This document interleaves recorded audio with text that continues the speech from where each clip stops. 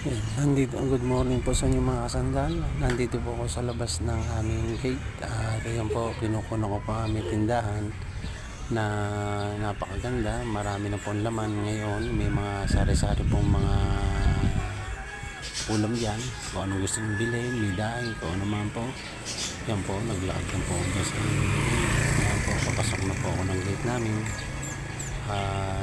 Binibidyohan ko po ang loob ng aming yan, loob po ng aming compound. Yan po ang aming daan na nakatambak, puro mga tinibag na hollow block po sa galing po Nestle.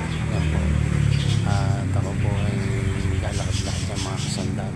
Makikita niyo naman po yan, tinambakan na po yan, medyo puti po sa banda rin.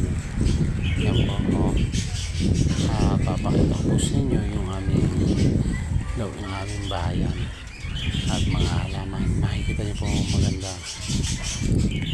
Yan na po mga kasandal, ito po ang bahay namin. Yan, kita niyo naman po, napakalinis at wala pong kalat.